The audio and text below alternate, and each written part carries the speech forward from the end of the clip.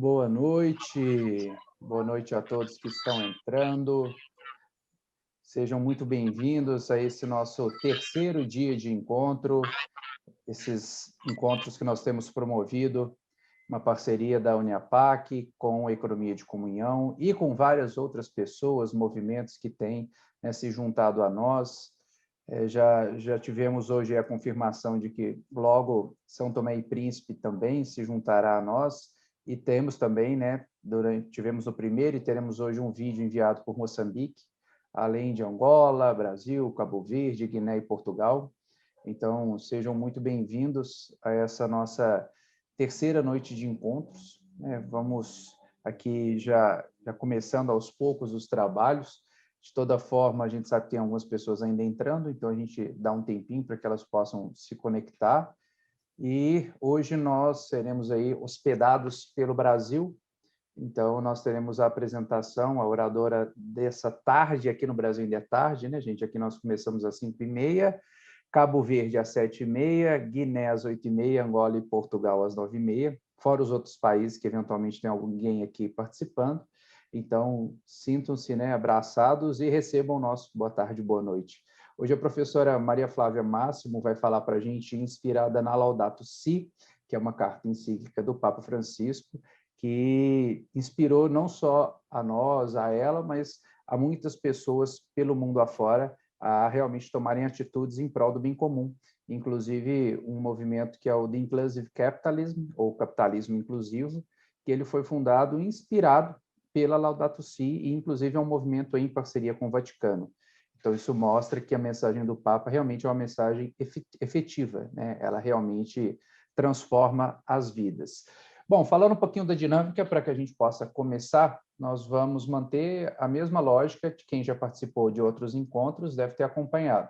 Na primeira parte, nós teremos a apresentação da oradora, que ela terá 20 minutos para se apresentar, e depois nós teremos hoje um pequeno vídeo de em torno de 1 minuto enviado pelo Padre João, se não me engano, de Moçambique, e em seguida nós teremos o painel, uma apresentação de casos práticos, de experiências reais, de testemunhos de membros dos 5 países que estão hospedando esse evento. Reforço aí, Angola, Brasil, Cabo Verde, Guiné e Portugal. E, ao fim, teremos também a bênção do Frei André, aqui do Brasil, um frei dominicano, para que a gente possa sair, né, cada vez mais inspirado.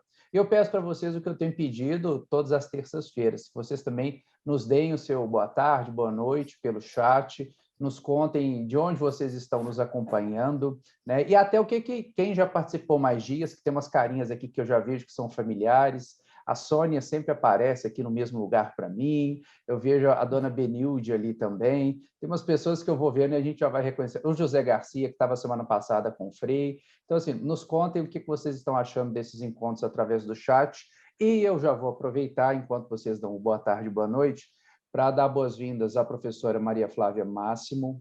A professora Maria Flávia, ela é professora na Faculdade de Dom Helder, aqui em Belo Horizonte, Minas Gerais, no Brasil, além de ser a presidente da regional da ADCE, né, que é a nossa Uniapac, aqui em Minas Gerais.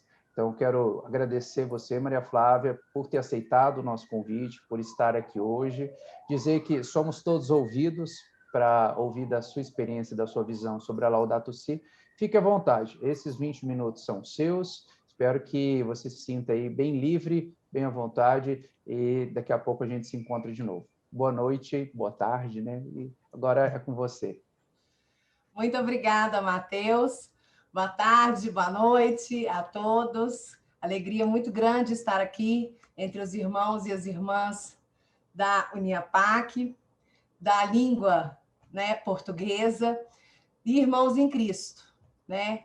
Nós estamos aqui hoje com Angola, Brasil, Cabo Verde, Guiné e Portugal, e vários outros irmãos de outros países, e muito me honra estar aqui hoje no painel Brasil, representando a Uniapac e aqui a DCE Minas Gerais. Bom, eu gostaria de compartilhar com vocês uma apresentaçãozinha que eu fiz para a gente ter esse conhecimento da Uniapac. Da Uniapac, não, da Laudato Si, que foi a minha função. Foi a minha responsabilidade aqui neste evento hoje. Então, a responsabilidade que me coube, né, é falar sobre as mudanças climáticas fruto da ação humana da Laudato Si. A Laudato Si, como o Matheus já falou, né, a princípio, a encíclica do nosso Santo Papa, que orienta as lideranças políticas e religiosas, orienta a nós fiéis sobre assuntos que envolvem a nossa casa comum. A encíclica Laudato Si, ela vai falar da nossa irmã, a Mãe Terra, que nos sustenta e nos governa, que produz nossos alimentos, o ar que respiramos e nos dá condição de vida. Publicada em 24 de maio de 2015, o ambientalismo passou, então, a ser e a ocupar lugar de destaque na doutrina social cristã. É o documento papal, a título de curiosidade, mais citado do Vaticano desde o seu início, né? A carta encíclica papal mais citada do Vaticano. No capítulo 1 da encíclica, o Papa nos alerta que é necessário ouvir o grito da criação. Devemos saber, ter consciência daquilo que acontece à nossa casa comum. E a parte que me coube falar aqui hoje para vocês é sobre as mudanças climáticas. Após uma confiança irracional no progresso e nas capacidades humanas, o ser humano se volta a problemas ambientais. O clima é o bem comum, é um bem de todos e para todos. A nível global, o clima é um sistema complexo que tem a ver com muitas condições essenciais à vida humana. Há um consenso científico muito consistente indicando que estamos perante um preocupante aquecimento do sistema climático em nossa Terra, em nossa casa comum. A humanidade é chamada a tomar consciência da necessidade de mudanças de estilo de vida, de produção, de consumo, para combater este aquecimento, ou pelo menos as causas humanas que o produzem ou acentuam. No capítulo 2 da Laudato Si, voltando ainda sempre para o clima, o Evangelho da Criação, ele traz um diálogo entre ciência e religião. É necessário desmistificarmos que a tradição judaico-cristã é antropocêntrica, em sua essência, o que permitiria ao homem explorar a natureza desmedidamente. Quando a palavra, a Bíblia, nos diz em Gênesis, capítulo 1, versículo 26, abre aspas, que ele domine os peixes do mar, as aves do céu, os animais domésticos, todas as feras e todos os répteis que rastejam sobre a terra. Se referindo ao ser humano, precisamos refletir sobre a palavra dominar, que vem de domus. É aquele que tem ânimo de domus, de dono.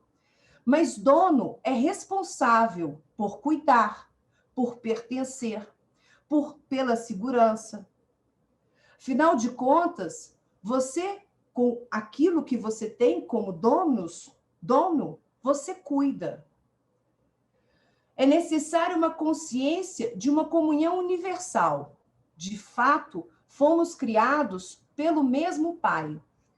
A necessidade de mudarmos de uma visão egocentrista, onde o homem se coloca como o centro de todos e para servir apenas a ele, para uma visão ecocentrista, uma visão de pertencimento, uma visão de que, de fato, fomos criados todos pelo mesmo Pai e somos criados pelo mesmo Pai. No capítulo 3, a raiz humana da crise ecológica, a humanidade entra numa nova era, em que o poder da tecnologia nos põe diante de uma cruzilhada. De um lado, eu tenho produção de riquezas. De outro, eu tenho uma produção de riscos. Estudos científicos indicam que a maior parte do aquecimento global das últimas décadas é devida à concentração de gases com efeito estufa. emitidos sobretudo por causa da atividade humana. Modelo de desenvolvimento baseado no uso intensivo de combustíveis fósseis. Mudança na utilização do solo, principalmente o desflorestamento em razão da finalidade agrícola. A concentração de efeitos de gases estufa, de efeitos estufa, na atmosfera impede que o calor dos raios solares refletidos pela Terra se dilua no espaço. Se a tendência atual se mantiver, este século poderá ser testemunha de mudanças climáticas inauditas e de uma destruição sem precedentes dos ecossistemas, com graves consequências para todos nós. As mudanças climáticas são um problema global, com graves implicações ambientais, sociais, econômicas, distributivas e políticas, constituindo atualmente um dos principais desafios para a humanidade.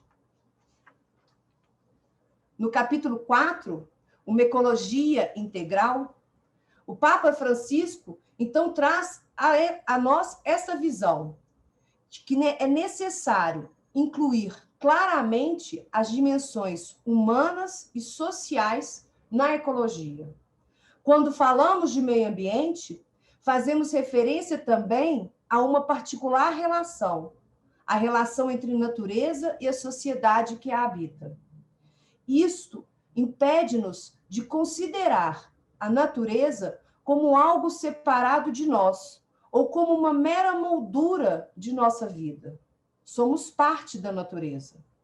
Há uma ligação entre questões ambientais e questões sociais e humanas que nunca pode ser rompida.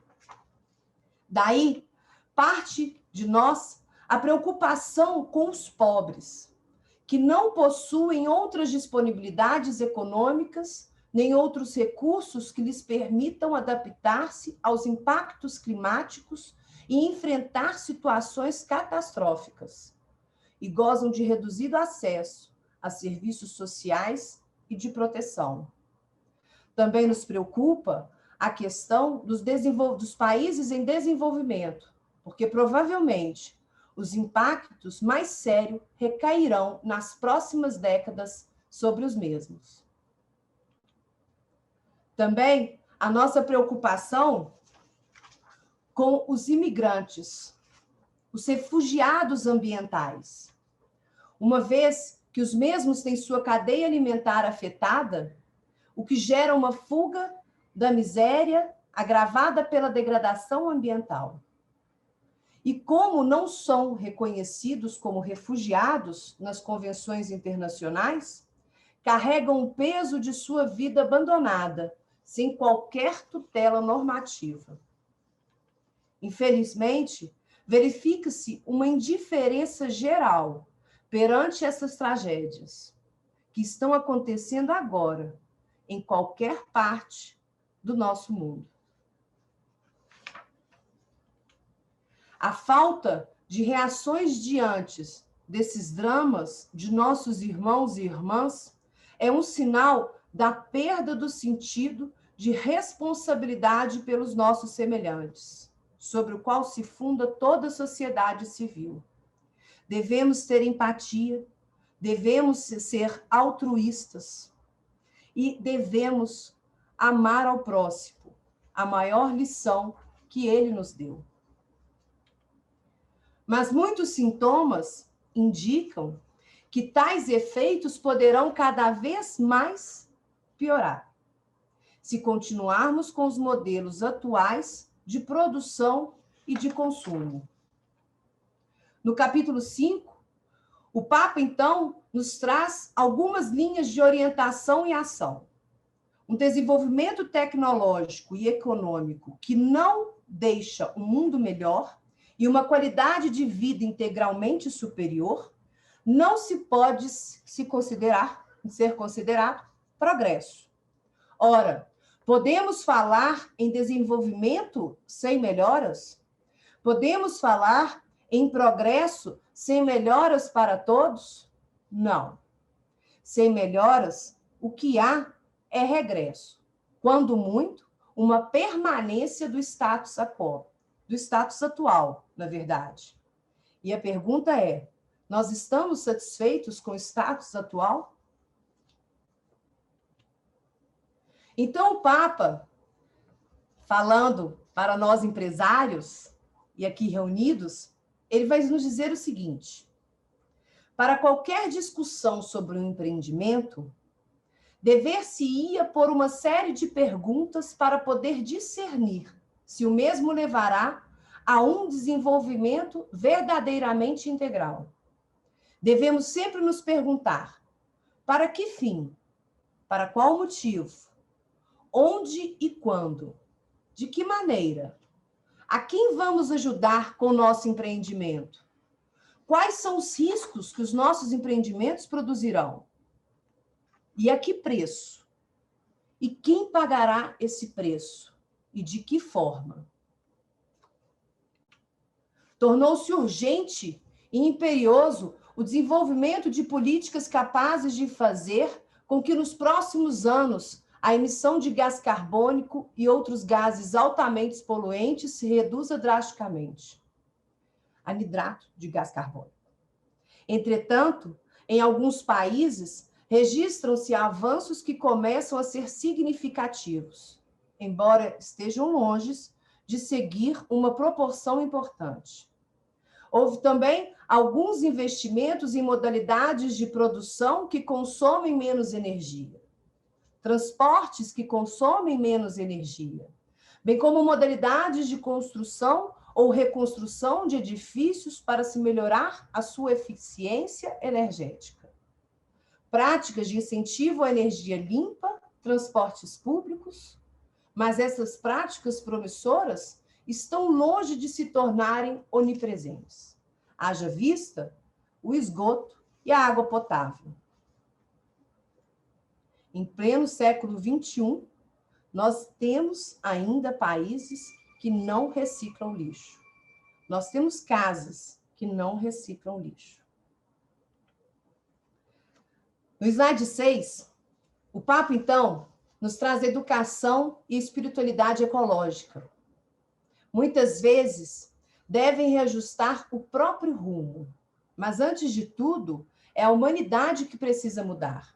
E o Santo Papa nos alerta: não pensemos só na possibilidade de terríveis fenômenos climáticos ou de grandes desastres naturais, mas também nas catástrofes resultantes de crises sociais, porque a obsessão por um estilo de vida consumista, sobretudo quando poucos têm possibilidades de se manter, só poderá provocar violência e destruição recíproca, e o aumento da desigualdade social.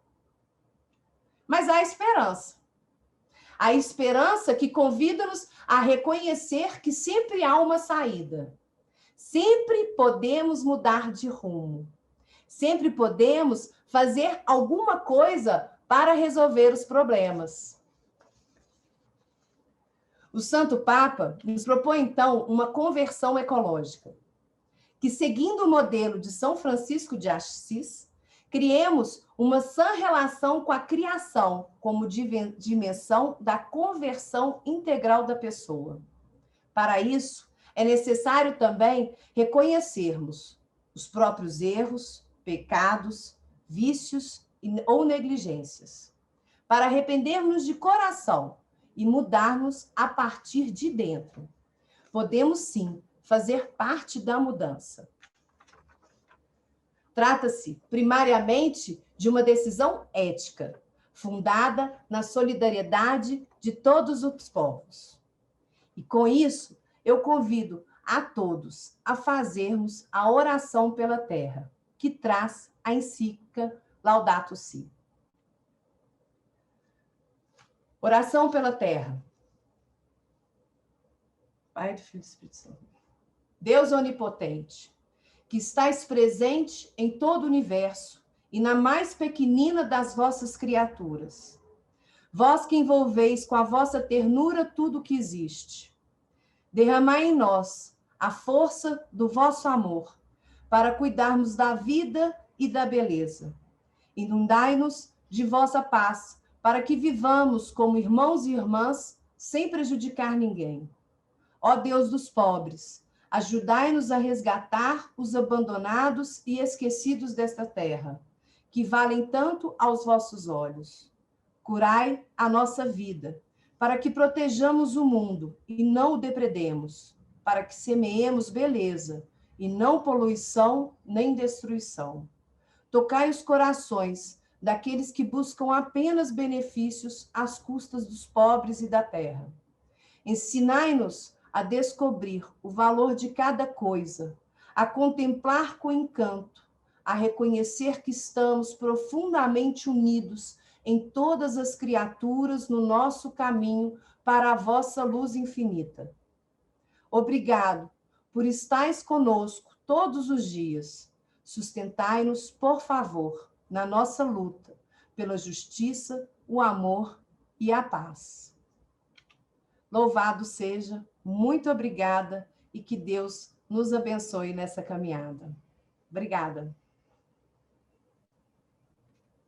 Obrigado você, Maria Flávia, foi excelente. Só pedir aí para isso, obrigado por desativarem o compartilhamento, mas de verdade é uma apresentação forte, né? A Laudato Si por si só, ela é muito forte, assim, quando a gente vê o que ela propõe, teoricamente deveria ser simples, né? Mas a gente vê que para mudar não é. Mas, assim, acho que vale destacar uns pontos aqui. O ponto de, com apenas 6 anos, ser o documento mais citado na história do Vaticano, né? Com apenas 6 anos de publicação. Então, assim, isso mostra o alcance dela. E a necessidade que nós todos vemos, né? A necessidade de uma mudança, a necessidade de diminuirmos aquilo que vem sendo feito, de uma forma a gente chegar numa situação de equilíbrio, porque também nós corremos o risco de buscarmos outros extremos, e aí a gente vai ficar eternamente numa briga, né? Cada um de um lado da corda puxando, quando na verdade a gente não deveria estar uns contra os outros, deveríamos estar todos pelo bem comum. Então, assim, muito obrigado. Eu gostei de uma frase que você falou, que sempre podemos fazer alguma coisa para resolver os problemas. Também acho. Acho que nós sempre podemos fazer alguma coisa. Talvez nós não vamos resolver todo o problema, mas pelo menos uma parte dele nós vamos conseguir resolver. E fica a mensagem para todos nós, né, que estamos participando aqui hoje. E a pergunta ou reflexão: o que nós temos feito para resolver, ainda que seja uma pequena parte de algum problema? Que cada um aqui, com certeza, lida com vários no dia a dia. E não estou falando dos nossos problemas pessoais, estou falando dos nossos problemas coletivos. Enfim, só para a gente refletir com essa apresentação riquíssima da professora Maria Flávia. Muito obrigado, tá? E agora a gente parte para um momento que a gente vai contar.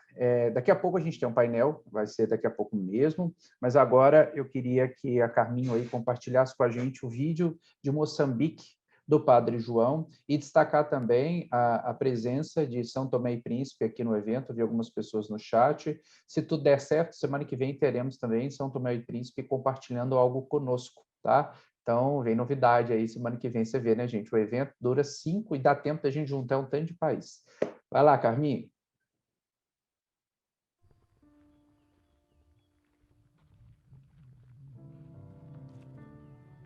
Abatem as árvores e nada, não há um controle. É como se tudo fosse de todos e, portanto, acaba por não ser de ninguém. Vão imigrando de um lugar para outro, mas para trás vai ficando uma certa desertificação. Espaços imensos que estão a ficar sem árvores. Naturalmente, o ciclo das chuvas começa a ressentir-se, não é? As chuvas são cada vez menos, começa-se a verificar a carência de água.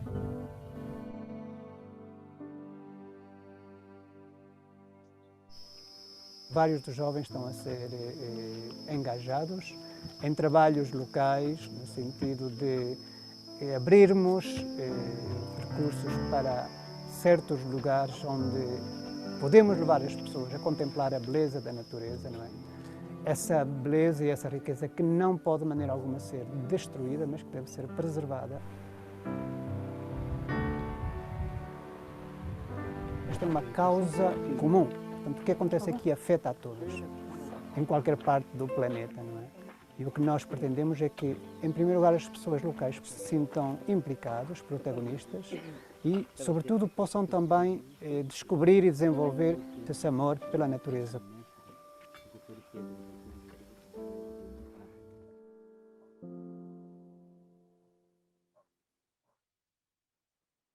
Bom, que vídeo, né, gente?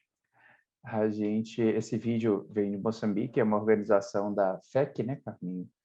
E vale, né, para que depois também a gente assista novamente e reflita um pouco sobre o que traz, né, e também como nós podemos, de fato, ajudar. Mas para a gente partir para essa segunda parte do nosso encontro, a gente vai para a parte dos painéis, né, onde cada um dos países traz um convidado para compartilhar suas experiências, casos práticos, testemunhos sobre, né, algo relacionado ao nosso tema do dia. E a gente vai começar com Guiné-Bissau, e é interessante que hoje eu recebi a notícia vinda de até um participante aqui do Brasil, o diácono Pedro Gamaliel, que também é empresário e diácono, e a manchete da notícia sobre Guiné: mais de 5.000 jovens participam da 14ª Jornada Diocesana da Juventude, com o tema Levanta-te, eu te constituo testemunha do que viste. Então, eu quero parabenizar a Guiné por esse super evento aí, né? Praticamente 5.000 jovens de forma online, acho que apenas 100 de forma presencial. Então, assim, que incrível, né? Parabéns para vocês. E dando esses parabéns, eu convido o doutor Alexandre Cabral, engenheiro, mestre em tecnologia química de petróleo e gás natural, especialista no ambiente, energias, segurança alimentar, desastres naturais e desenvolvimento sustentável. Além disso tudo, ele é casado e pai de 5 filhos. Então, doutor Alexandre, obrigado por estar aqui conosco, tá? E os seus 10 minutos já estão valendo, fique à vontade e qualquer coisa estamos aqui. Ok, muito obrigado. É um prazer imenso estar convosco, estar numa família lusófona e, sobretudo, a tentar tratar de um assunto que é mundial, o assunto de mudanças climáticas e seus impactos negativos, sobretudo, é um assunto universal, é mundial. Mas, sobretudo, para os países mais pobres, como a Guiné-Bissau. A Guiné-Bissau é um país extremamente pobre e cuja natureza, não é praticamente altamente vulnerável. Não é por acaso que foi considerado o segundo mais vulnerável do mundo, depois de Bangladesh. É um país onde podemos ver e constatar que a água do mar entrou para a terra dentro, a 150 quilômetros, zonas de maré. É um país que faz parte dos CIRS, dos pequenos estados insulares em desenvolvimento, como Cabo Verde, como São Tomé, onde o nível médio da água do mar é visivelmente um desastre. Uma pequena subida da água do mar, a cidade de Bissau desaparece. E quase toda a zona costeira da Guiné-Bissau desaparece por ser uma zona baixa. É um país altamente vulnerável aos efeitos das alterações climáticas. É um país cuja floresta, os seus recursos naturais vivos, estão sendo dilapidados de uma forma anormal e que, de uma forma ou outra, a população já começou a sentir com esses fenómenos, os eventos climáticos exagerados. O que é que acontece, por exemplo, as duas semanas atrás, uma ventania forte no leste do país desabou quase Tabancas e Tabancas. Muitas famílias ficaram sem teto. Nas zonas úmidas de Bissau, que está muito baixa, uma zona baixa, uma zona inundável, que no ano passado praticamente perdemos vidas e muitas famílias ficaram sem teto, por causa das alterações climáticas.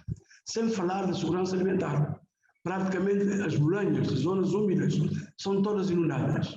A água salgada subiu, até no ponto de tornar essas zonas improdutivas.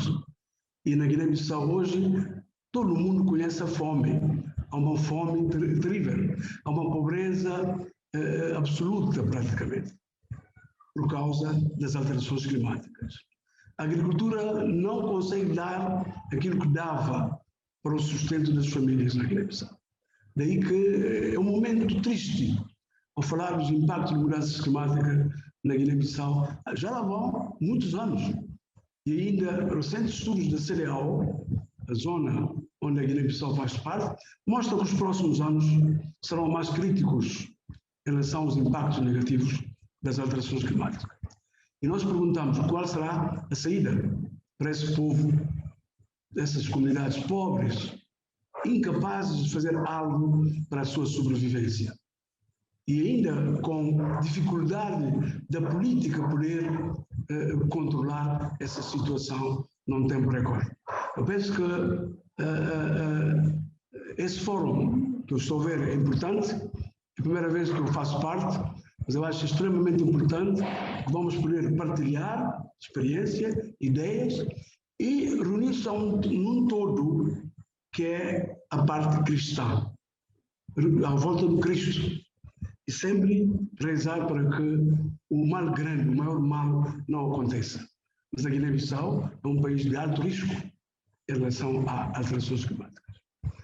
Como especialista na área, a única saída neste momento é desenvolver projetos de adaptação, sobretudo na área agrária ou agroalimentar, e projetos de mitigação de gases a efeito de estufa. Caso contrário, esses países tendem a desaparecer num momento qualquer, né? Por causa dos impactos das alterações climáticas. Tem uma parte insular, a outra continental.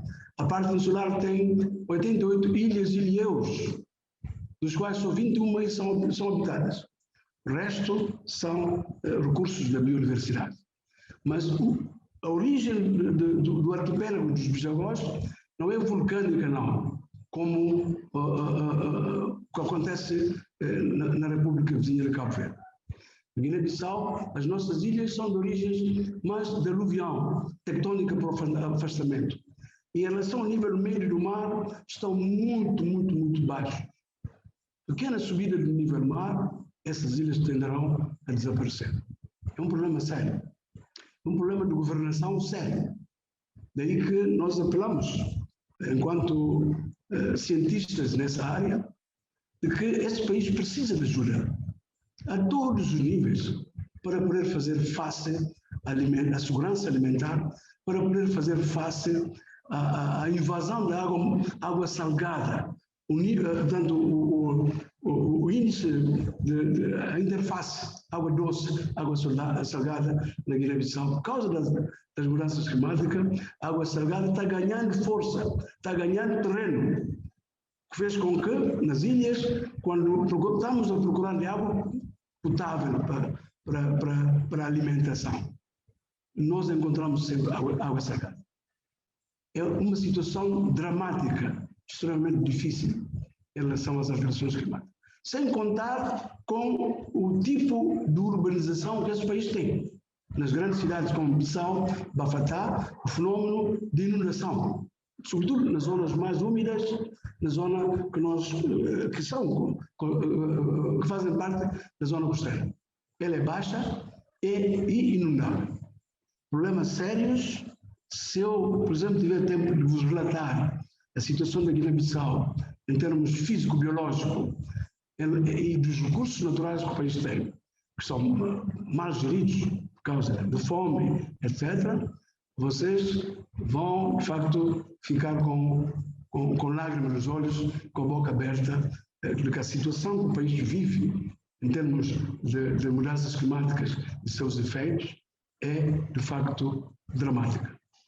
Eu fico por aqui, esperando que a próxima oportunidade vai ser breve, estaremos em condições de falar ainda mais. Se calhar exibir um filme, temos vários filmes, vários vídeos da seca no norte da Guiné-Bissau. O problema da água se coloca, a estiagem prolongada, a agricultura impossível na zona leste da Guiné-Bissau.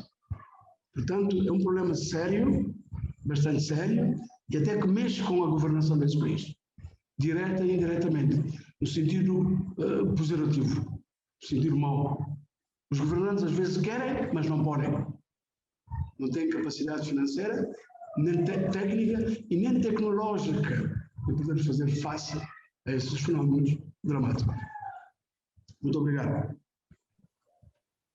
Doutor Alexandre, tenho certeza que, assim como o Mâncio, que já comentou um pouco aqui, e eu, né, excelente, excelente mesmo, e mais do que excelente a sua exposição, a tomada de consciência. Eu acho que todos nós, de alguma forma, às vezes podemos descobrir algo novo ou descobrir algo totalmente novo. E o senhor trouxe informações que, pelo menos para mim, que, né, com toda humildade, são novas e muito importantes, né? Como eu até diria, quando o senhor usa as palavras de situação dramática e extremamente difícil, diria como uma situação assim, extremamente preocupante, né? Dramática no limite. Então, assim, que a gente possa, de alguma forma também, a partir desse evento e desses encontros, buscar formas, iniciativas que, de alguma maneira, além da necessária mudança climática, possam, de alguma maneira, fazer diferença, né? Então, assim, obrigado mesmo. Realmente dá vontade de ouvir o senhor por mais umas 5 horas aí, porque é muito impactante. Obrigado mesmo. Aqueles que estão mandando contribuições, perguntas, nós vamos reuni-las e pretendemos fazê-las ao final do painel, então podem mandar, e aproveito também para solicitar, né, que vocês aí, rostinhos lindos e maravilhosos espalhados pelos países, abram suas câmeras, porque a Carminho também está passando, fazendo alguns prints do evento, para que depois a gente possa fazer a divulgação. Então, não se preocupe, eu já falei que perfume aqui não é necessário, tá, gente? Está tudo tranquilo. O importante é a gente estar aí disposto a se mostrar um pouquinho, porque a gente quer ver vocês. Estou vendo que já tem mais gente abrindo. Isso aí, gente. Patrícia, Felipe, Pedro, Carlos de novo. Vamos lá, pessoal. E agora a gente vai para a segunda parte, né, do nosso painel. Eu vou convidar agora Angola, a Érica, ela é da Eco Angola, a Érica Tavares. Érica, boa noite. A Érica é bióloga ambiental, ecologista, cofundadora da Eco Angola, diretora executiva, presidente da comunidade científica Jovem em Angola, CCJA. Érica, boa noite, seja bem-vinda, tá? E são 10 minutos, é a primeira vez que a gente se conhece, então seja muito bem-vinda ao nosso evento, né? E se você tiver qualquer necessidade, qualquer coisa, pode nos chamar aqui, tá bom? Obrigada, Mateus. Obrigada a todos por estarem aqui. Boa noite. Obrigada pela apresentação e obrigada pelo convite de estar aqui com todos vocês. Já vi que somos 81 pessoas aqui, então é uma energia assim muito forte. Fiquei bastante movida com a apresentação anterior e eu acho que, infelizmente, este é um cenário que nós temos visto em vários países africanos e em vários países em desenvolvimento. Acredito que até os países desenvolvidos continuam a ter dificuldades em poder ultrapassar as situações de pobreza, ultrapassar a injustiça social, ultrapassar os desafios climáticos e ambientais, e por isso, mais que nunca, é muito importante nós termos esta partilha de experiências, de consciência, para que nós possamos contribuir em ultrapassar estes desafios. Bem, hoje eu queria fazer aqui uma apresentação muito curta. Eu gosto de tocar na problemática, apresentar sempre qual é o problema, deixar muito claro de qual é o problema que nós realmente estamos a enfrentar no século XXI, mas ao mesmo tempo também concentrar muito nas soluções. Eu acho que eu acabo até por meter mais da minha energia nas soluções do que a focar no problema, porque já houve uma altura em que eu sentia-me quase depressiva, sentia-me quase que sem esperança de um futuro melhor, porque estava muito concentrada nos problemas que infelizmente acabam por afetar-nos de maneiras diferentes e a outras pessoas também de maneiras diferentes. Portanto, o que é que eu queria dizer hoje? Eu nasci e cresci em Angola e portanto, eu só tenho 23 aninhos, devo ser uma das pessoas mais novas aqui no encontro hoje, e durante o tempo que foi crescendo eu fui notando uma diferença muito grande no ambiente à minha volta. Via mais queimadas, via muitos mais animais a serem caçados de forma indiscriminada, portanto, eu nem percebia na realidade qual era a abrangência ou o tamanho destes problemas ambientais e climáticos que nós já enfrentamos há algum tempo e que cada vez mais esta frequência e intensidade tem aumentado.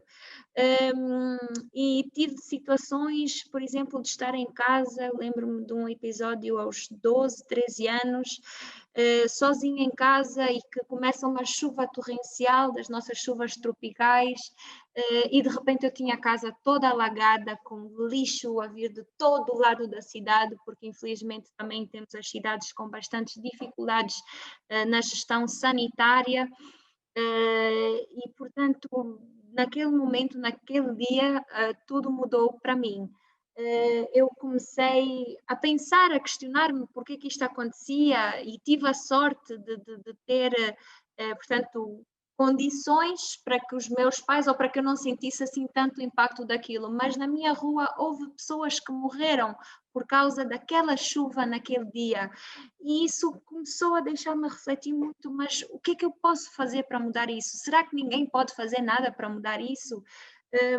E aqui em Angola nós temos uma situação política bastante difícil, no sentido de que há uns anos atrás não havia abertura para expressar as dificuldades que as pessoas passavam, muitas vezes causadas também pela própria corrupção, e comecei a crescer, a questionar-me sobre isso, e pensava que não havia formas de eu poder contribuir, portanto, dentro daquilo que era a minha comunidade, como não tinha muitos exemplos de mudança de mentalidade, não tinha exemplos de criação de organizações, de movimentos, eu própria não sabia o que fazer, eu, por exemplo, já desde muito nova que era escoteira, mas depois houve uma fase na minha adolescência que eu abandonei o escotismo, então houve assim um conjunto de situações que continuaram a deixar-me com uma pergunta não correspondida e que eu hoje noto que muitos de nós continuamos a ter.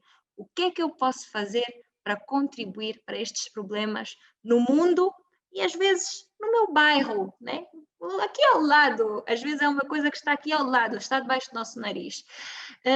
E foi aí que ingressei para a biologia, muito inocente daquilo que estava a fazer.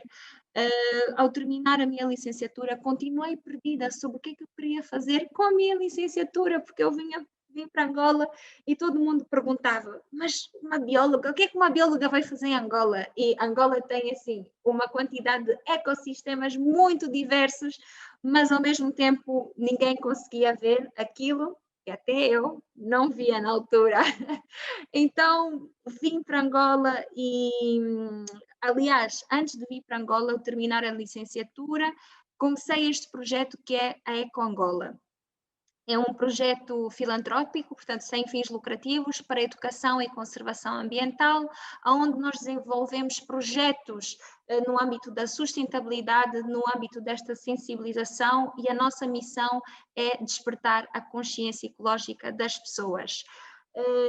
Este projeto começou em julho de 2019 e desde então que nós fomos desenvolvendo diversas campanhas de sensibilização, desde sensibilização sobre as alterações climáticas. Nós aqui em Angola temos um problema muito grande sobre as secas, sobre as cheias, e temos uma percepção bastante reduzida sobre como reduzir estas alterações climáticas e como podemos também tornar-nos mais resilientes às alterações climáticas. Então começámos aí a criar uma campanha de sensibilização e também mobilizar para a ação. Hoje a Eco Angola é uma comunidade com cerca de 160 jovens ativos, engajados em desenvolver projetos, em desenvolver ações e campanhas.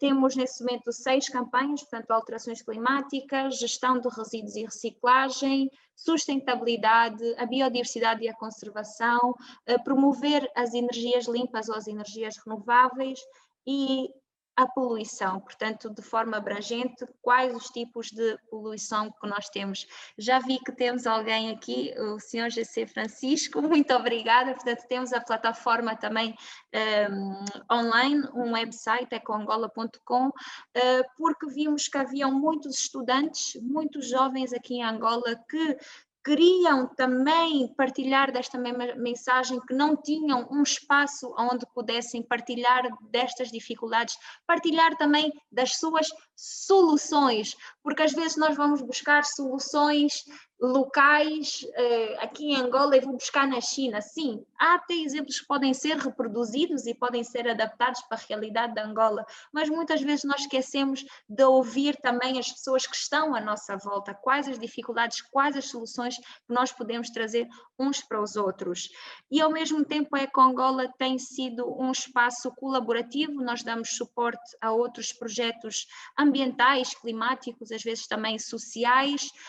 Temos um projeto que nós desenvolvemos, que é um projeto de permacultura, e o nome do projeto é Yachieto, que significa a terra é nossa em Kikongo, que é uma língua nacional daqui de Angola, e este projeto está numa fase inicial, mas a nossa primeira fase é podermos chegar a 50 mulheres rurais, onde vamos poder dar ferramentas de permacultura, portanto, dentro da agricultura sustentável, reutilização de resíduos, fazer fertilizante natural com o resto de resíduos orgânicos, captação de águas da chuva, portanto, um conjunto de ferramentas para que elas possam utilizar tudo aquilo que a natureza nos providencia e de forma um bocado mais racional. Portanto, olhamos para esta perspectiva de diferenças do meio urbano e do meio rural. Temos agora o nosso primeiro projeto financiado, portanto, também foi um marco muito grande para a EcoAngola, que é o projeto Angola Sem Plásticos, uma campanha específica para o consumo responsável dos plásticos descartáveis. Porque, e como foi mencionado também anteriormente, nós não temos em Angola um sistema de gestão de resíduos e não temos reciclagem e, portanto, todos os nossos resíduos acabam por parar nos oceanos e não sei se isto vai ser uma informação nova para algumas das pessoas que estiverem a assistir hoje, mas nós estamos a consumir plástico até na comida que nós comemos. Os animais já têm microplástico, o ar já tem microplástico, os solos têm microplástico e está comprovado que nós, seres humanos, também já temos microplásticos.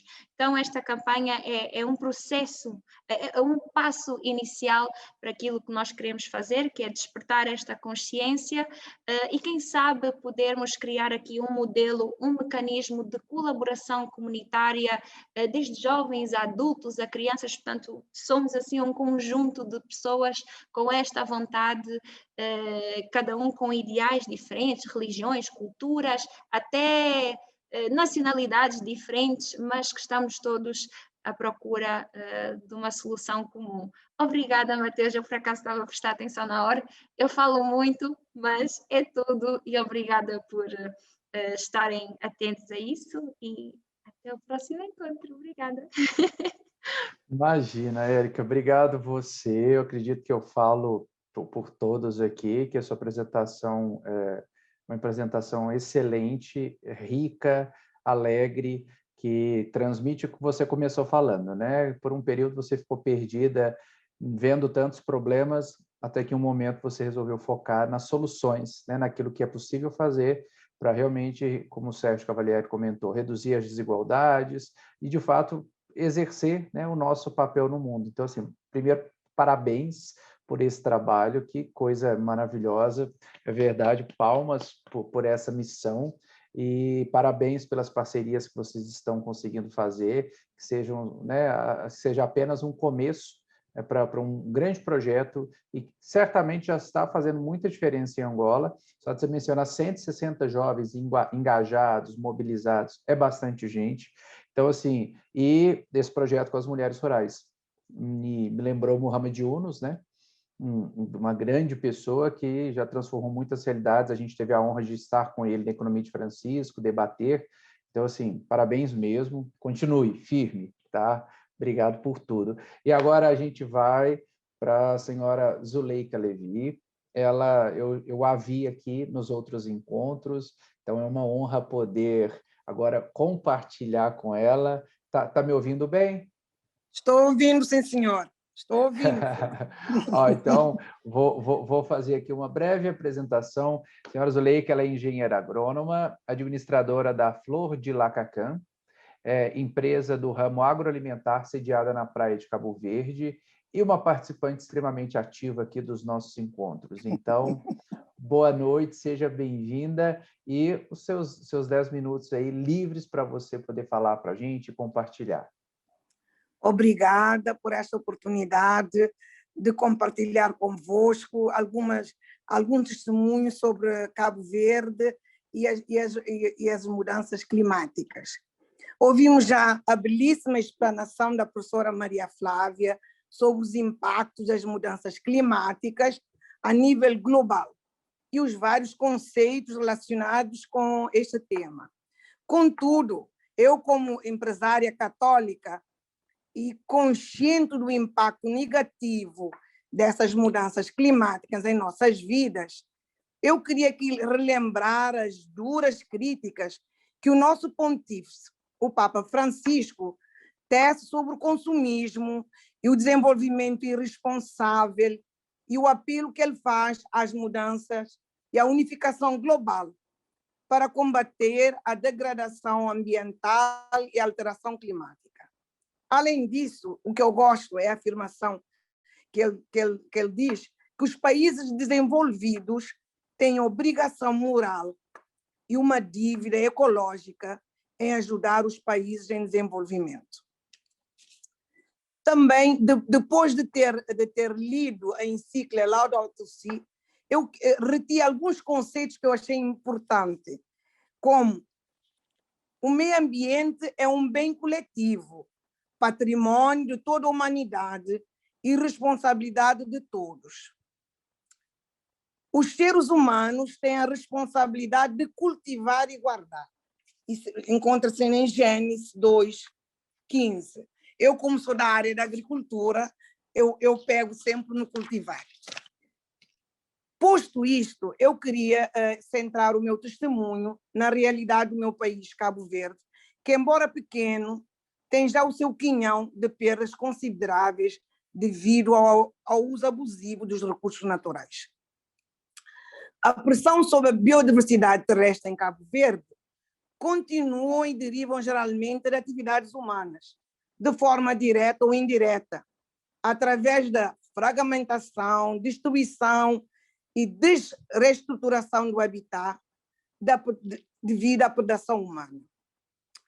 Nós temos vários impactos de fatores antrópicos, como espécies invasoras, a fragmentação do ecossistema, o pastorio livre e a apanha de pasto que aqui em Cabo Verde existe, porque nós, um país pequeno, mas que sofremos vários secas, então há um desenfreio de busca de pasto. Invasão de florestas para a cultura agrícola, apanha de lenha para cozinhar. Tudo isso cria uma pressão enorme sobre a biodiversidade terrestre. Sendo um país pequeno, sendo ilhas, nós, apesar de termos somente 4.033 km² de terra, temos um mar enorme à nossa volta, uma zona exclusiva econômica enorme, cerca de 730.000 km². Então, é aí que é a nossa riqueza. O mar é a nossa riqueza, por isso teremos que ter mais cuidado com ela. Presentemente, há uma grande pressão sobre o mar, devido à pobreza rural, à erosão costeira, à pesca ilegal não declarada e não regulamentada, à poluição marinha, pois nós não há reciclagem ainda em Cabo Verde, a importação de inertes, a maneira do arrastamento dos botes, alterações climáticas e o fraco nível de cidadania ambiental. Contudo, nós temos que dar um plus ao nosso governo. Não tem vindo poupar de esforço no sentido de honrar os compromissos assumidos com a retificação da Convenção sobre a Biodiversidade. Daí que, estrategicamente, atribui um nível de prioridade em média alta à aplicação dos vários artigos da Convenção. Recentemente, devido ao aumento da poluição dos nossos oceanos, lançou uma mega campanha de publicitária para sensibilização e educação ambiental em como preservar o nosso oceano, uma das riquezas do país, visando essencialmente as espécies marinhas, mas a tartaruga, que é uma espécie protegida em Cabo Verde. Ora, vejamos, a tartaruga, ela é protegida, é uma espécie protegida, ela corre muitos riscos do predador humano, porque vem desovar nas praias meio desertas. Quando ela consegue se livrar do predador terrestre, chega ao mar para encontrar a morte. Plásticos. O lixo, plásticos e lixos marinhos têm sido uma ameaça constante para a tartaruga. Esta campanha de sensibilidade a alto nível, que envolveu o nosso atual primeiro-ministro e o antigo primeiro-ministro, como apelando à população, apelando a todos a responsabilização da proteção dos nossos mares, conseguiu, de facto, o seu impacto com a utilização de uma mulher do povo, que o seu apelo é tão tocante que consegue chegar a qualquer coração. Esta campanha conseguiu o seu objetivo. E eu peço que continuamos a ter a responsabilização de proteger os nossos oceanos. Um outro perigo que Cabo Verde tem é a apanha desenfreada de areia nas praias, tem levado à salinidade dos solos costeiros em todas as ilhas do arquipélago, com as práticas de agricultura irrigada na proximidade do litoral e a alta transmissibilidade dos aluviais, o nosso lençol freático, e a degradação das praias tem se tornado uma realidade cada vez maior. Ora, como eu disse, o mar é uma das riquezas para Cabo Verde. O turismo é uma da riqueza. Quando nós degradamos as praias, são uma fonte de riqueza para nós, para o turismo. Quando se dilapida as areias da praia, nós acabamos por não só afetar o turismo, mas simplesmente alcançar o objetivo imediato. Esta campanha tem sido uma campanha terrível, porque os predadores são mulheres que entram dentro da água do mar para apanhar as areias para a construção. Felizmente, eu queria salientar esta depilação das nossas praias, que o governo, embora tardiamente, em conseguir medidas para convencer essas mulheres a deixarem essas más práticas, através da educação ambiental, legislação punitivas e, acima de tudo, medidas de criação de oportunidades em outras áreas de negócio, conseguimos o sucesso e a desmotivação dessas mulheres. Hoje em dia, este problema está quase solucionado, porque resolveu-se organizar essas mulheres associações, dando outras áreas de negócio, e tem sido um sucesso. É de salientar também que as áreas cultivadas em Cabo Verde têm aumentado a cada ano, juntamente com as pastagens dos animais domésticos e o elevado consumo de água. Sabe, em Cabo Verde, a água aqui é nosso petróleo. É um recurso muito, muito, muito escasso. E mesmo no Laudato Si, o Papa Francisco diz: privar os pobres de acesso à água significa negar-lhes o direito à vida, radicado na sua dignidade inalienável. Então, isto tem sido uma guerra constante. E esse uso dos cuidados, dos produtos químicos e eliminação precária dos resíduos humanos, devido à falta de água, não é? Polui o solo e afeta negativamente a vegetação nativa. Isso é uma experiência que eu vivo todos os dias. Eu tenho propriedade agrícola, faço produção agrícola e tenho constantemente esta luta com o meu capataz agrícola, que querem utilizar adubos químicos, querem utilizar pesticidas de prevenção para se conseguir uma produção boa, excelente, frutos de qualidade. Mas eu, como produtora, mas também consumidora desses produtos, eu nunca poderei autorizar que isso seja feito. Eu não posso produzir algo que eu não possa comer. Mas isso, a nível mundial, verifica-se, porque o consumismo, não é?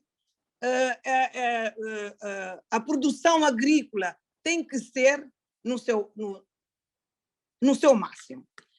Então, queria aqui salientar que assim sendo, é de se salientar que a proteção ambiental não pode ser assegurada apenas por meio de mecanismos do mercado, mas deverá passar pela responsabilização de todos, especialmente daqueles que detêm cargos políticos, para que se distanciem da lógica eficientista e imediatista. Eu queria terminar a minha apresentação com uma citação do Cântico das Criaturas, de São Francisco de Assis, onde neste cântico, ele transforma este canto em forma de oração, em que compara a terra à nossa casa comum, a uma irmã com quem partilhamos a existência e a uma boa mãe que nos acolhe nos seus braços. Tentemos, a nossa medida, a nossa grandeza, pensar e agir desta forma e, pouco a pouco, fazer a diferença a nível do nosso bairro, da nossa cidade, do nosso país, do nosso continente e do nosso mundo. Bem-aja a todos. Muito obrigada. Muito bom, senhora Zuleika. Obrigado, viu, por essa partilha e também por esse alerta, como a senhora Milucy também já destacou aqui. O mar é a riqueza, né? É a riqueza de Cabo Verde, mas também a riqueza de tantos outros países, aí, como nós aqui no Brasil também, que somos, né, tão cercados por mar. E impressionante como tudo está conectado, né? A Maria Flávia começou falando da ecologia integral, e aqui a gente vê como parece um pequeno detalhe, que é tirar um pouco de areia ou muita areia para levar para uma obra, como aquilo se conecta com a região costeira, com as pessoas e com o bem-estar, enfim, com o bem comum. Agora eu quero convidar, direto de Portugal, a Isabel Abreu Lima.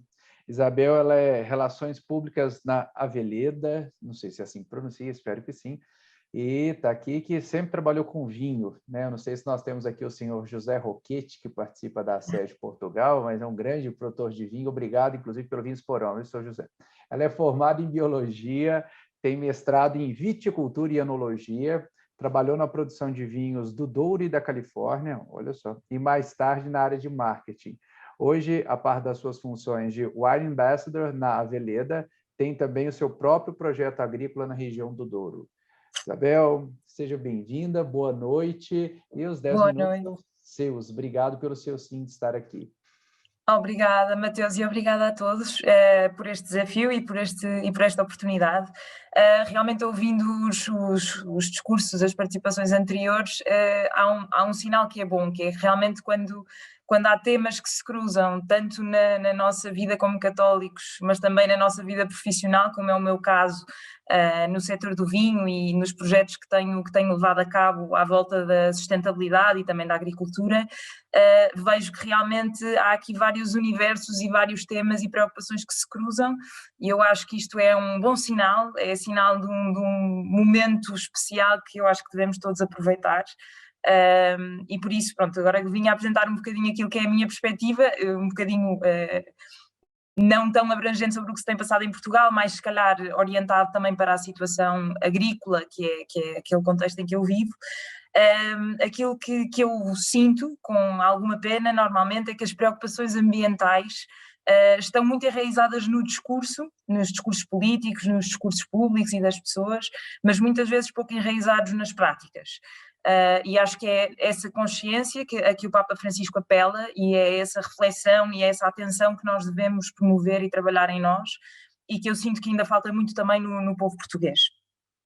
O contexto de pandemia teve aqui vários impactos em termos ambientais, não é? Tivemos uma redução drástica em termos das deslocações e tivemos também uma escolha de meios mais sustentáveis, como por exemplo as deslocações em bicicleta aumentaram brutalmente, mas muitas vezes também não houve uma eficiente gestão destes recursos e também houve um aumento de consumo de muitas embalagens descartáveis, por exemplo plásticos precisamente, que não haviam se calhar em outras alturas em que mais facilmente poderíamos recorrer a uma comida produzida num restaurante ou noutro estabelecimento.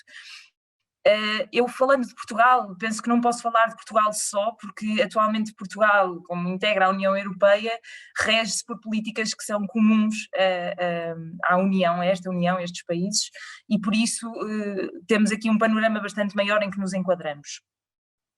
Há um objetivo europeu que é o objetivo de atingir a neutralidade carbónica até 2050 e, portanto, o objetivo é reduzir até este ano cerca de 85% a 90% das emissões de carbono, e isto é um objetivo muito, muito ambicioso e que realmente nos vai consumir e vai consumir aqui às indústrias portuguesas, também um grande esforço e energia. Acho que, falando um bocadinho que a Zuleika falou desta responsabilidade dos países desenvolvidos em relação aos países em desenvolvimento no apoio que deve haver internacional atingindo estas metas, eu acho que Portugal também já trilhou de certa forma, ou deu alguns passos nesse sentido. Falo agora não só da União Europeia, mas também das Nações Unidas.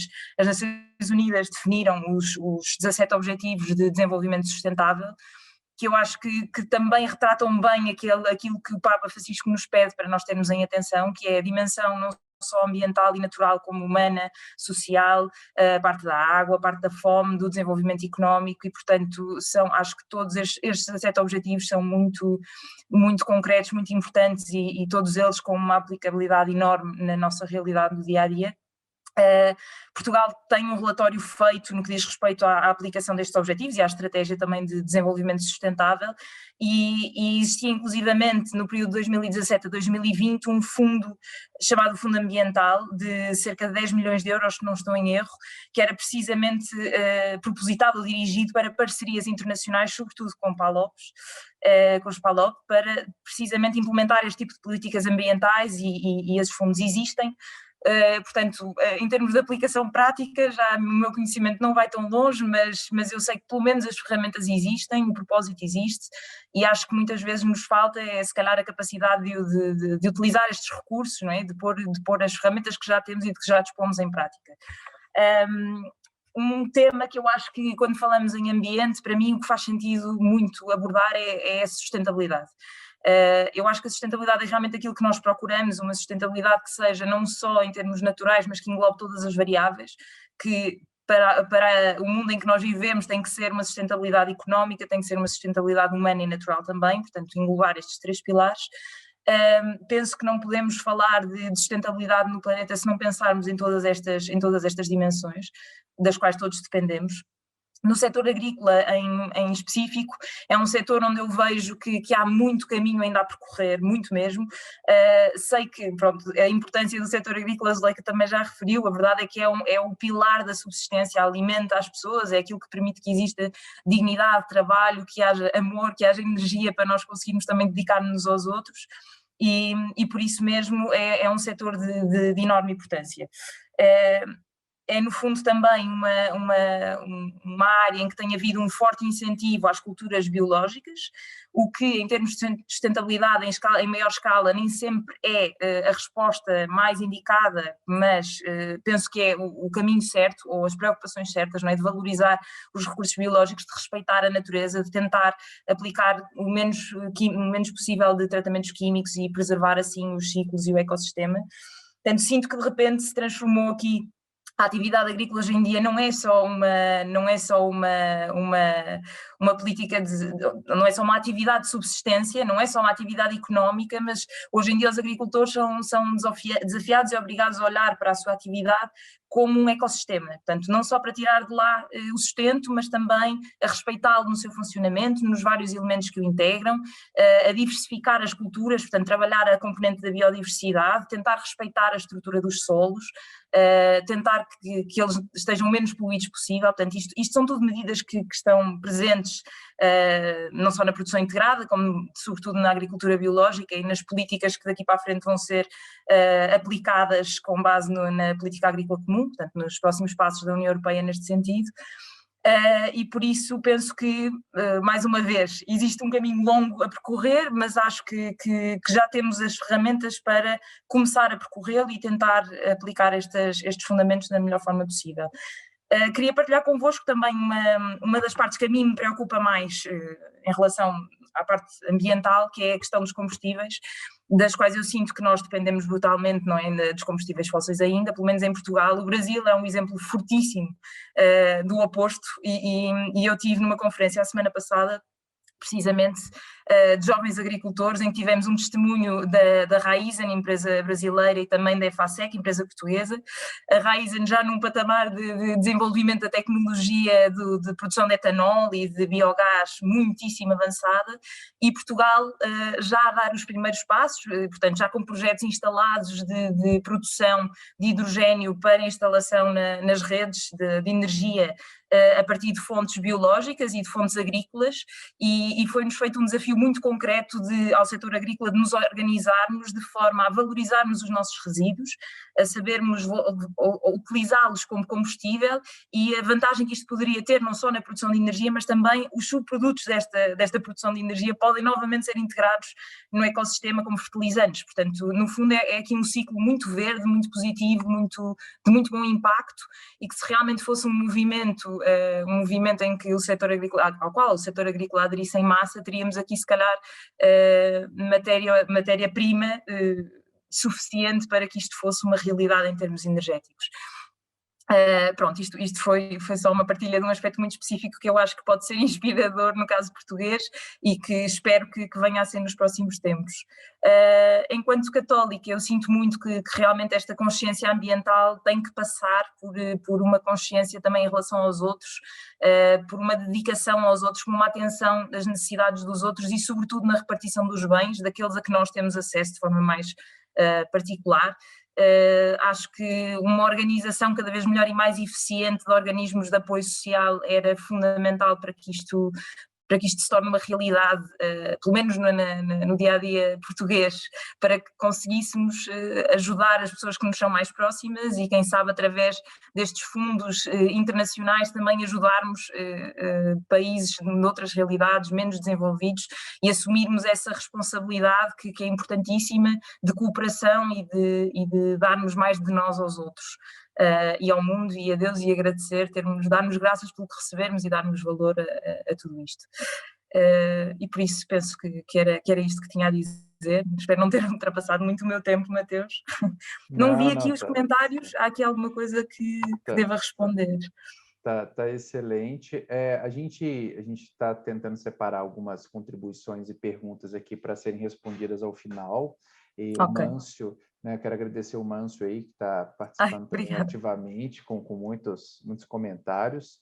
E, enfim, a gente tem muita gente boa, né, aqui participando, então a gente quer agradecer realmente todas as mensagens, perguntas e contribuições, inclusive a você, viu, Isabel? Obrigado mesmo. Obrigada. Muito, muito bom esse olhar também da necessidade que a gente tem de trabalhar com as tecnologias, de trabalhar com aquilo que nós já temos nas mãos, tanto é que você disse, né? O caminho pode ser longo, mas nós já começamos a percorrer. Claro que a gente tem que pegar no pé, né? Tem que ficar firme aí, e aí entra para quem aqui, de alguma forma, investe ou participa do mercado, que seja como for, invista, então, em empresas sustentáveis, empresas que realmente trabalham pelo bem comum, que nós temos, né? Onde vamos procurar, vamos conversar com as pessoas, que é não só as ESG, né? Nós temos outras mais aí. Bom, agora eu quero convidar aqui do Brasil, então a gente está falando de estado para estado, embora quando a gente fala no Brasil de estado para estado, pode ser que a gente percorra a Europa inteira. Então, quero convidar o Paulo Silva. O Paulo Silva também é participante da Uniapac, da DCE, aqui no Brasil. Ele lidera um movimento na regional do Espírito Santo, aliás, na estadual do Espírito Santo, né? O Paulo, ele é casado com a Gina, já tem 20 anos, é pai do Caio e da Clara. Ele tem experiência de 25 anos como executivo na área de sustentabilidade e meio ambiente, tendo já passado pelo setor de mineração, terceiro setor e também, né, eu acho que até agora ele está trabalhando aí também com consultoria, se eu não me engano. Nos últimos 5 anos, ele está junto com a esposa também, se dedicando ao mercado de moda católica. Então, Paulo, boa noite, os 10 minutos são seus. Boa noite, Matheus. Boa noite a todos os meus irmãos e irmãs aí de língua portuguesa. É um prazer, uma alegria estar aqui com vocês partilhando esse momento. Queria agradecer primeiro a Maria Flávia, a Érica, a Zuleika, o Alexandre e a Isabel, porque vocês pavimentaram uma boa parte da minha apresentação, talvez até eu ganhe algum tempo nos primeiros slides, sem combinar. Acho que muitos de nós certamente já partilhamos, né, dessas realidades, e acho que essa conexão já existe naturalmente entre nós, e graças a Deus nós estamos tendo a oportunidade com essa pandemia, que eu acho que não existe mal, como dizia Santo Agostinho, não existe mal algum que Deus não possa prover desse um bem maior. Eu acho que um dos bens dessa pandemia é essa possibilidade acelerada da gente se conectar, né, com os demais países. Isso, para mim, realmente é fantástico.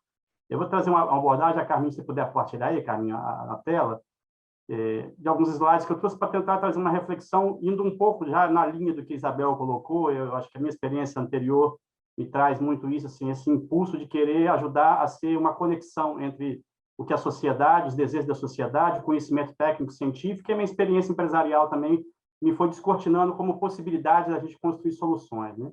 E aí eu começo a minha apresentação já falando, né, que já foi citado aí pela Zuleika, esse trecho que também eu acho que deve ser sempre um trecho que deve nos balizar nas nossas reflexões, que é o propósito que Deus pensou, né, para o mundo, né? Quando o Senhor Deus tomou o homem e colocou no jardim do Éden para cultivá-lo e guardá-lo. Essa é a nossa responsabilidade, isso já está colocado desde o início dos tempos, né, e a gente precisa se lembrar sempre disso, né? Da mesma forma, eu trouxe aqui também, há cerca de 800 anos atrás, né, São Francisco, com toda a sua sabedoria, já reconhecia nas questões climáticas a importância da gente louvar a Deus pela existência, seja do irmão vento, do irmão ar, das nuvens, do tempo que dá às criaturas o sustento, louvar pela água, que faz parte de todo esse ciclo também, sem ela a gente não pode sobreviver, louvar pela irmã Mãe Terra, que nos sustenta, né, com seus frutos e nos sustenta e governa, enfim. Eu acho que essa realidade do que a gente está vivendo hoje não é nenhuma novidade para nós cristãos, que já temos isso muito enraizado na nossa vivência. Agora, como trazer isso para as realidades do tempo atual? Pode passar, por favor, Camila.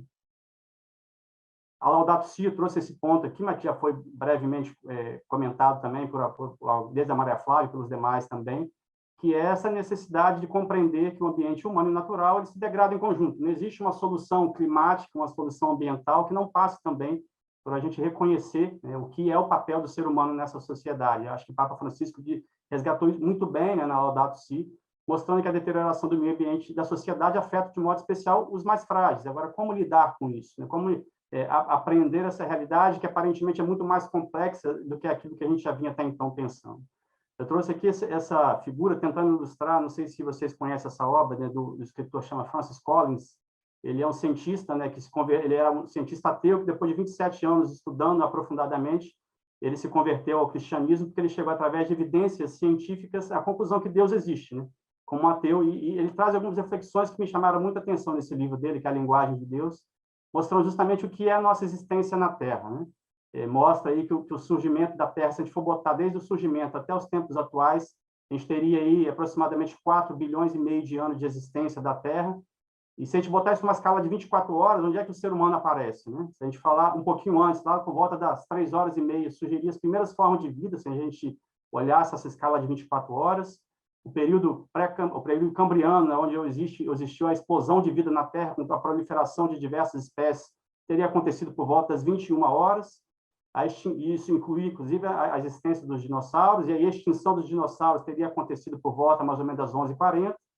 O ser humano moderno, né, conforme a gente conhece hoje, teria surgido lá por volta de 23 horas, 58 minutos e 43 segundos, e o ser humano mediano, né, eu diria, me coloco nesse quadro, um ser humano de meia idade, e isso nós podemos dizer que se retrata a realidade dos últimos 200 anos depois da Revolução Industrial, dos milésimos de segundos, vamos dizer assim, dessas 24 horas. Então, mostra que nós estamos aqui há muito pouco tempo para poder fazer o estrago que a gente está fazendo, né? E o que nós queremos com isso? O que nós queremos com tão pouco tempo causando tanto impacto como a gente tem causado? E aí a gente precisa compreender essas mudanças que têm acontecido no mundo, né? Esse é um outro autor, que é o Peter Senge, ele traz nesse livro, A Revolução Decisiva, é uma análise que é simples, parece óbvia, mas que, na verdade, trazia uma realidade que a maior parte dos processos de decisão em nível governamental e empresarial eram sempre tomados com base nessa figura da esquerda, né?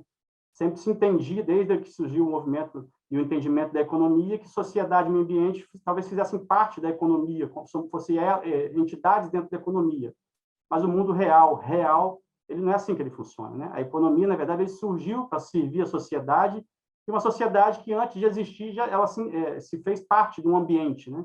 Essa é a realidade do mundo. A gente precisa começar a enxergar, e é isso que o mundo, acho, nos últimos tempos, e a Laudato Si explicita isso de uma maneira muito clara, né? Ele precisa entender que essas relações se dão dessa forma. E aí essa nova compreensão de relações, aí tentando ilustrar um pouco, né? Botando dentro do círculo cinza, aí, que tem essas bolinhas, seriam as instituições, organizações, empresas, que estão dentro desse ambiente econômico, que se relacionam entre si, impactam e são impactadas entre si, mas também impactam e são impactadas pela sociedade e pelo meio ambiente. E aí, compreender essas novas relações e como fazer com essas relações sejam efetivas é o grande desafio que nós temos, né? E aí, ainda nesse avanço da compreensão do mundo, é um slide que depois eu deixo para partilhar, tem um monte de informação aqui, mas basicamente o que essa figura da esquerda está trazendo é uma realidade daquilo que a gente tem, e isso tem evoluído muito, esse conceito, né? Os colegas aí que são da área agrícola e da área de biologia certamente já o conhecem, que são dos serviços ecossistêmicos, né? Ou serviços ambientais, que são aqueles serviços. E eu acho que, nesse sentido, Deus é tão sábio, né, que ele colocou a necessidade de a gente servir o próximo, não só como uma questão do ser humano, né? A própria natureza está a nosso serviço, e foi assim que Deus pensou. E a natureza provê, né, diversos tipos de serviços que, em última instância, vão contribuir e são constituintes do bem-estar da humanidade, né? Para a gente ter segurança alimentar, a gente precisa de serviços de suporte que a natureza provê, de formação de solo, de ciclagem de nutrientes, de produção primária, de provisão de alimentos, enfim. É essa realidade que permite, então, um ambiente equilibrado ambientalmente, ser capaz, não, volta um pouquinho ainda, Carminha, ser capaz de sequestrar esse carbono que na atmosfera e que, em última instância, é o grande causador do aquecimento global, no nível excessivo desses componentes de gases de efeito estufa. Quando você tem um ambiente natural equilibrado, você consegue fazer com que esses serviços sejam naturalmente realizados pela natureza, e isso dá garantia de que a gente possa ter todas as nossas necessidades humanas de sobrevivência supridas também por isso, né? Pode passar o próximo. E aí vem um dilema, né? E aí que é a pergunta que isso durante muito tempo me incomodava, e por isso eu trouxe esse tema dos serviços ecossistêmicos. É isso, né? Na nossa vida social, quando a gente usa qualquer tipo de serviço, nós vamos pagar por ele. A gente está disposto a pagar pelo serviço de energia, pelo serviço de telefonia, enfim, qualquer serviço que a gente faça uso dele. Existe essa lógica do usuário que paga para um fornecedor de serviços e o fornecedor presta o seu serviço. Mas quem é que paga pelos serviços ambientais, né? Como é que fecha essa conta? Esse é o grande dilema, quer dizer, essa conta não fecha porque os serviços ambientais não têm sido remunerados. E aí surgiu já há cerca de 3 décadas atrás, começou a ganhar corpo esse conceito do pagamento por serviços ambientais. São instrumentos de financiamento de conservação que levam em conta, então, o princípio, né, de que os protetores desses serviços ambientais, aí nós estamos falando principalmente os proprietários agrícolas, né, que têm esse controle, né, de manejo dessas áreas agrícolas, eles devem ser compensados pelos custos de proteção desse serviço, né? Mais do que natural pensar. E esse era o grande desafio, né, das áreas que passam por processos de degradação ou de devastação. Porque o proprietário, muitas vezes, ele só vê o valor econômico daquilo que está sobre a terra, mas como ele não recebe nenhum tipo de benefício por proteger aquelas áreas, ele simplesmente acha que, de fato, o valor econômico, ele precisa sobreviver e vai fazer um uso que permita ele sobreviver, mas muitas vezes sem levar em conta o prejuízo que se traz para os serviços ambientais. Pode passar o próximo.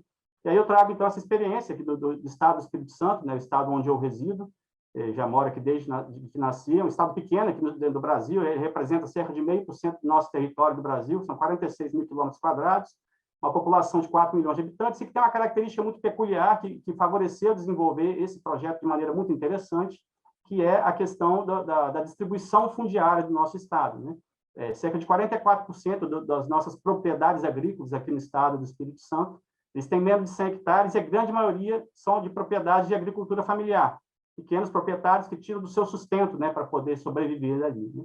E aí, a partir dessa realidade, o governo do estado começou, então, a desenvolver esse projeto, que é o projeto Reflorestar, que traz, então, essa possibilidade de promover a restauração do ciclo de vida, né, do ciclo de hidrológico por meio da conservação e recuperação da cobertura florestal. Esse é um projeto que começou com esse objetivo, tem todo um... Pode passar o próximo, por favor? Tem todo um conceito que vem desde o mapeamento de áreas, passando por sua priorização, mobilização de agentes e recursos, mobilização para realizar esse pagamento de serviços aos executores do projeto.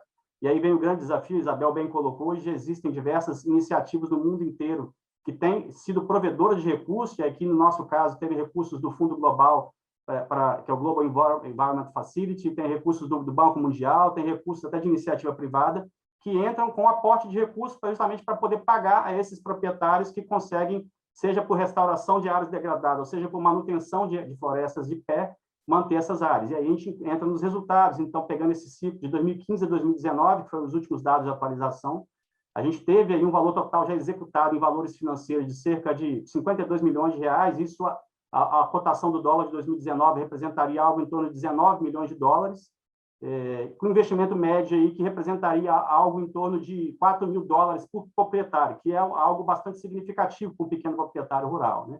Isso tudo impactando nas suas realidades sociais e, é óbvio, também na dimensão ambiental, né? Que é a questão de cerca de 20 mil hectares, seria o equivalente aí a aproximadamente 20 mil campos de futebol, já sendo protegidos, seja como floresta de pé, que está sendo mantida, seja como área de recuperação, que foram restauradas a partir desses recursos que foram gerados, né? Então, aqui eu tentei trazer um pouco dessa perspectiva, né, do que é esse desafio, trazendo um pouco dessa realidade de como ser agente de conexão disso tudo. Eu acho que esse é o grande desafio, e aí eu finalizo a minha apresentação com essa fala também que está na Laudato Si, que diz respeito à responsabilidade de cada um, e o finalzinho que fala: todos podemos colaborar como instrumento de Deus no cuidado da criação, cada um a partir da sua cultura, experiência, iniciativas e capacidades, né? Eu acho que é isso que nós estamos fazendo aqui. Muitas capacidades, muitas realidades distintas, muitas possibilidades que se abrem pelas exposições distintas. Eu acho que esse é o discurso que o Papa Francisco tem nos colocado, né? De ser ponte, né? Sermos pontífices, não sumo pontífice, mas nós também, como construtores dessas pontes, é o nosso papel, cada um com as suas capacidades, se conectar com outros, possibilitando, então, esse ambiente mais saudável para todos nós, seja não só do ponto de vista da natureza, mas também das questões sociais, né? E aí eu deixo meus contatos no final para quem tiver algum interesse também de algum contato, alguma informação que eu puder ajudar. Obrigado.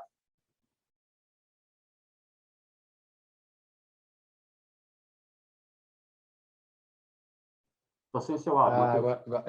Estava pedindo a Carminho aqui, ela é a moça que me deixa falar ou manda eu ficar quieto. Paulo, obrigado, viu?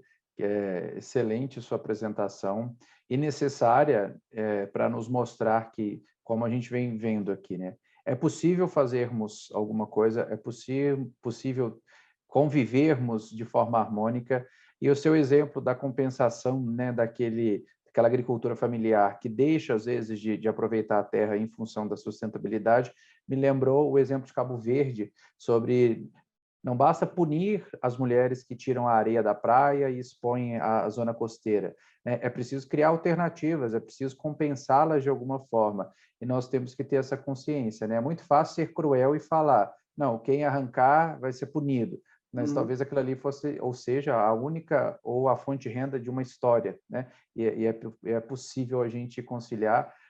Uma iniciativa bacana, porque envolve órgãos públicos, né? Envolve muita gente, e deu certo, e dá certo, e a gente acredita realmente que esse projeto ele precisa, né, chegar em mais lugares, e tomara que chegue mesmo. Um exemplo prático e transformador, tá? Obrigado mesmo. Obrigado a todos que se apresentaram hoje, né? Com a apresentação do Paulo, a gente fecha o ciclo dos painéis. Infelizmente, o tempo ele está praticamente esgotado, mas eu quero fazer aqui um parênteses, que eu vou encaminhar algumas perguntas e peço também que depois a Carminho pode fazer essa gentileza, mas eu quero agradecer ao Mâncio, que foi uma das pessoas mais ativas. Ele mandou muitas perguntas de extrema qualidade. Mâncio, eu peço perdão por não conseguir replicar suas perguntas aqui, tá? E peço também perdão a todos os outros que mandaram comentários, perguntas, ponderações, mas como nós já ultrapassamos praticamente as 11 horas, né, em alguns países, vamos permitir que essas pessoas descansem, mas não, né, não sem que a gente... Eu quero convidar o Frei André. Frei André, acho que você está por aí. Carminho, se você puder dar a palavra aí para o Frei André Tavares. Ele entrou com o nome de André Tavares. Já vi, obrigada. Já viu? Isso. Frei André, Frei dominicano, residente aqui em Belo Horizonte, dirigente espiritual aqui da DCE, Uniapac, Minas Gerais. Frei, obrigado pela sua presença, tá? E, por favor, eu cometo a ousadia de pedir de forma breve que o Senhor nos abençoe para que a gente parta para essa noite e parta para o próximo encontro, terça-feira, mesmo horário, pessoal, 5h30 do Brasil, 7h30 em alguns, 8h30 e 9h30 em outros, para que a gente possa se encontrar na semana que vem com mais um tema riquíssimo. Então, assim, não percam, porque a cada tema a gente tem crescido e a semana que vem a gente vai falar sobre o outro, né? Cuidar do outro através do meu trabalho. Hoje a gente se inspirou na Laudato Si, semana que vem Fratelli Tutti. Então, Frei André, boa noite, obrigado por estar aqui conosco. E prazer. À vontade. Vamos então, no final deste dia, como é costume na igreja, no final das orações que encerram o dia, invocar a Mãe de Deus, invocar Nossa Senhora, preparando-nos então para receber a bênção do Senhor. Ave Maria, cheia de graça, o Senhor é convosco. Bendita sois vós entre as mulheres, e bendito é o fruto do vosso ventre, Jesus. Santa Maria, Mãe de Deus, rogai por nós, pecadores, agora e na hora de nossa morte. Amém. Abençoe-vos o Deus Todo-Poderoso, Pai e Filho e Espírito Santo. Amém. Bom descanso, boa noite a todos. Obrigado, Frei. Bom descanso a todos, com essa voz de barítono do Frei André Tavares. E na próxima terça-feira, às 5h30, estamos aqui. Lembrem-se, hein? Avisem as pessoas, avisem os seus amigos, porque essa troca tem sido riquíssima e a semana que vem a gente deve ter São Tomé e Príncipe. Então é isso, gente. Boa noite para todo mundo. Muito, muito obrigado a todos que participaram, a todos os painelistas, a Maria Flávia, que foi nossa oradora.